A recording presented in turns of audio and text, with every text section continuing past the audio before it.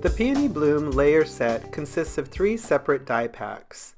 When used together, they layer to form a 3-dimensional scene. Each layer has an outer floral frame along with 2 different leaves for creating the scene. Layer A is the thinnest, layer B is the middle, and layer C is the base for the set. Cut each layer out in a different color of cardstock, light pink to dark pink for the frames, and light green to dark green for the leaves. Assembling the layers is easy. Just use your favorite adhesive to glue the different layers together. Here, we're putting the medium layer onto the base layer first by adding some adhesive and then carefully positioning this layer onto the bottom layer. Begin at the corners and carefully line up to put everything in perfect position. Repeat this easy process for the top layer. Simply add adhesive along the edge and along the interior outlines of the thinnest die. Once you get all the glue in place, flip it over and, starting at the corners, position it onto the medium layer. Depending on the colors that you choose for the cardstock, you'll get a different look every time. We chose the lightest color cardstock for the top layer so that the outline is lightest and the background is darkest. Next, we'll die cut out the leaves in a similar way. Sticking to our original formula of dark to light, we've chosen a dark green for the base layer and a light green for the top layer. We'll assemble it the same way that we did for the floral plates. Just use adhesive to put each layer together, beginning with the middle plate onto the base plate and finishing with the lightest color on top. Now simply add the floral plate to a prepared note card, and you can adjust where you want the leaves to be positioned by tucking them behind one of the flowers.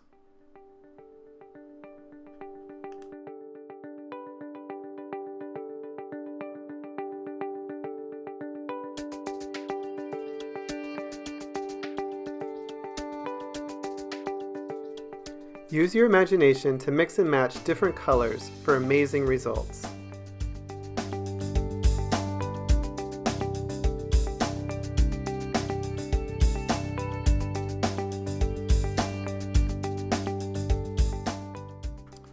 You can create a completely different look with these plates by using watercolor. Here I've used 140-pound hot press watercolor for a smooth finish, and I'm adding plenty of water to the base layer C. I'm beginning with my darkest color on layer C, which in this case is Scarlet Vermilion from the Peerless Watercolor Pack. I want this layer to be as smooth as possible, so plenty of water will ensure that. As I add the paint, it mixes in with the water to create a very smooth look without much variation. Fill in all of the areas with paint, and then go back and repeat. Continue to add layers of paint until you get the depth of color that you want. The more layers that you add, the richer the color will be in the end. Next, I'll add watercolor paint to layer B. In this case, I'm not pre-wetting the surface. It's still watercolor paper, but I want to work dry this time.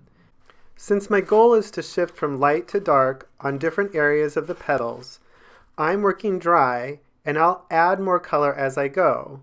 If I put too much water on to begin with, it'll all run together. So I want to work a little bit dry so that the color stays where I put it. Notice that I've put a layer down, and now I'm going along the edges, or the perimeter of each bloom, with another layer of color. That's going to make the color transition from light to dark as you go from the inside to the outside of the petal.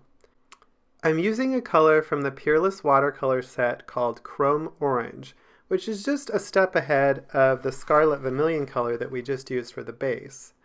I'll move around the different layer, again working dry, putting a layer of paint down, adding a little bit of water if I need it to spread out a little bit more. But once I've got that first layer down, I want to go back and add a little bit more color along the edge of the petals. Since it's slightly damp, that color is going to spread on its own, going from light to dark on each little petal area. Don't worry if your transition of color isn't perfect. The areas of light and dark just add interest to the layer and it'll look great in the end. We'll finish up by using chrome yellow on the top plate. I want to go back to adding lots of water to this layer. I don't really want a lot of change in color. I want it to be as consistent as possible. So I'm making it really wet so that when I add color to it, it spreads out on its own evenly and makes it look as consistent as possible.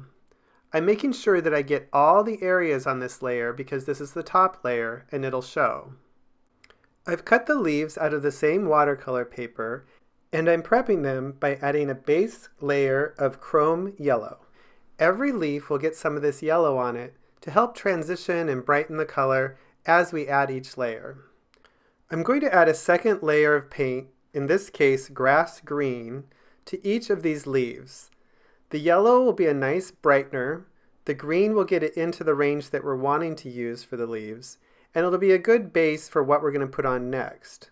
While the paper is still wet, we're going to add a final layer of deep chrome green.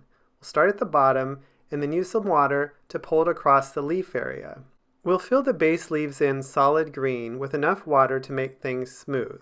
All you have to do is add some color and then use some water to spread it evenly around the leaf. And for the middle leaves, we'll add some green down at the bottom and then pull it up about halfway. The assembly process is the same as before.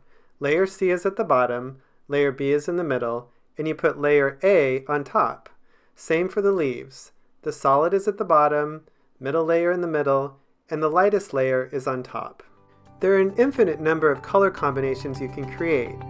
Just add water, a little paint, and you'll create the most amazing flowers.